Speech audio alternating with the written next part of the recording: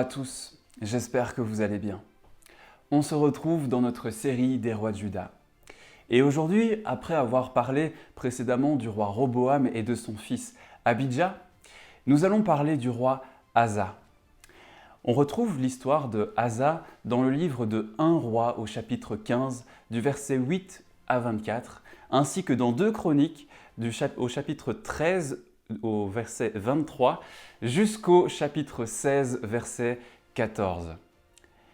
Asa a régné durant 41 ans sur Juda.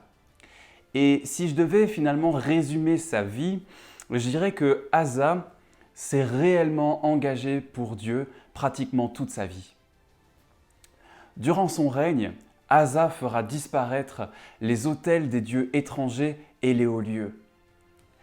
En d'autres termes, il fit un peu le ménage face à l'idolâtrie du peuple qui s'était installée sur tout le royaume.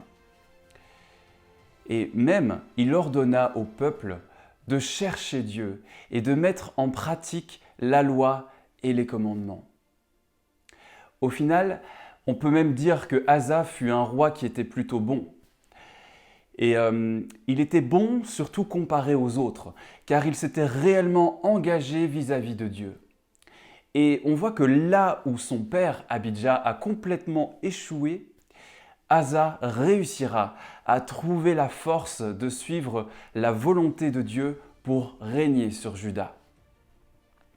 Et finalement, on a pas mal de chapitres aussi sur ce roi, mais j'aimerais m'attarder vraiment, en tout cas aujourd'hui, sur une histoire en particulier.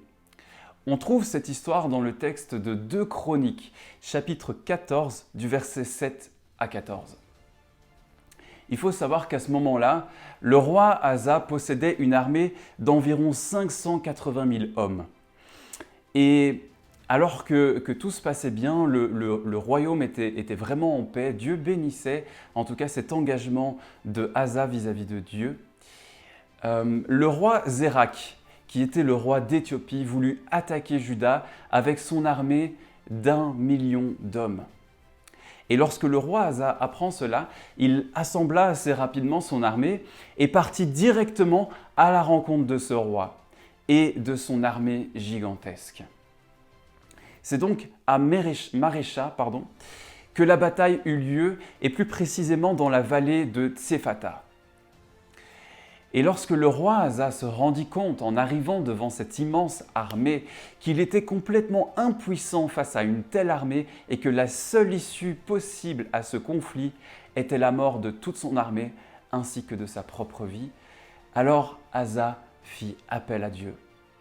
Asa, dans son engagement vis-à-vis de Dieu, commença à prier et dit ainsi, on peut le lire dans le texte, « Éternel, toi seul peux secourir celui qui a beaucoup de force, comme celui qui n'en a pas. Viens à notre aide, Éternel notre Dieu, car c'est sur toi que nous nous appuyons et c'est en ton nom que nous sommes venus contre cette foule.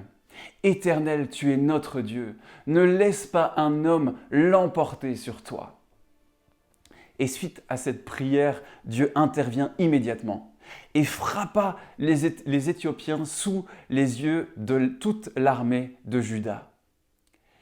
Les Éthiopiens prirent directement la fuite et c'est alors que toute l'armée de Juda les poursuivirent vraiment jusque dans les environs de la ville de Guérar, à près de 40 km encore plus loin.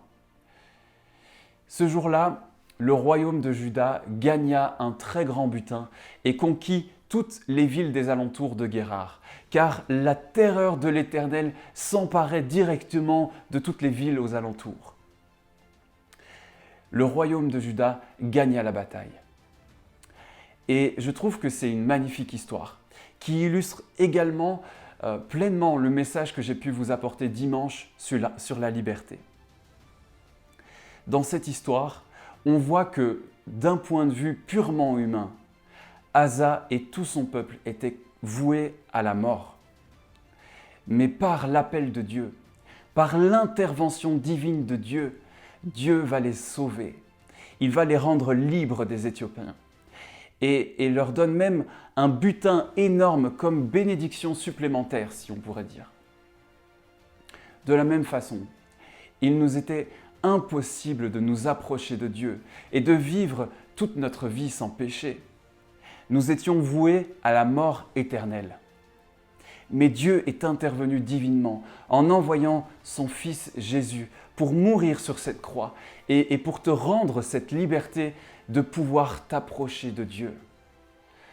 Je voudrais encore vous exhorter aujourd'hui à vraiment considérer ce que Dieu a fait pour vous, pour toi, à t'appuyer vraiment sur cette solide fondation que Christ est mort pour toi une fois pour toutes, Christ est mort pour moi une fois pour toutes, et qu'il souhaite vraiment avoir une relation encore plus profonde avec toi.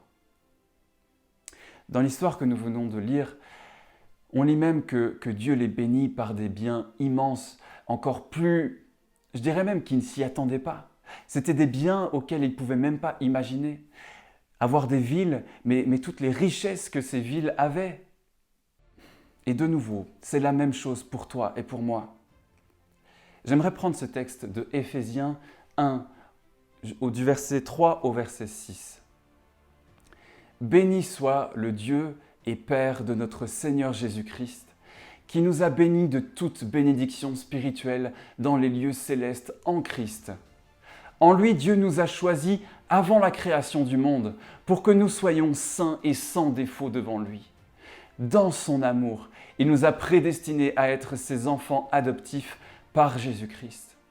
C'est ce qu'il a voulu dans sa bienveillance, pour que nous célébrions la gloire de sa grâce, dont il nous a comblés dans le bien-aimé. » Alors que plus personne n'arrive à se réjouir et à être dans la joie durant ces temps difficiles que nous traversons, personnellement, je préfère me réjouir de ce que Dieu m'a sauvé et de ce qu'il me comble de bonheur et d'amour au quotidien. Les gens peuvent bien s'inquiéter de ce qui se passera demain, ils peuvent bien s'inquiéter du vaccin, peuvent bien, voilà. Franchement, moi, ce que je sais, c'est que mon Dieu, il prendra soin de moi en tout temps et à chaque circonstance, qu'elle soit bonne ou mauvaise, car je suis son enfant et que j'ai basé ma vie sur lui. Et je vous invite vraiment à faire de même, à baser vraiment votre foi, votre vie sur Christ. Parce que peu importe les temps qu'on vivra encore par après, on peut se dire que là, on vit des moments difficiles, mais qui sait ce qu'on vivra encore demain? Moi, peu importe les circonstances, je veux appuyer ma vie sur Dieu, je veux appuyer ma foi sur lui et croire que peu importe peut-être les complots, j'en sais rien, peu importe, Dieu règne et il règne dans ma vie et il prendra soin de moi jusqu'à ma mort. Je voudrais terminer par la prière. Seigneur, je veux vraiment venir devant toi aujourd'hui et encore remettre ma vie devant toi, encore m'abandonner à toi. Je voudrais vraiment, Seigneur, que tu sois vraiment toute ma vie. Comme le roi Asa s'est appuyé sur toi pour être réellement libéré de ces Éthiopiens.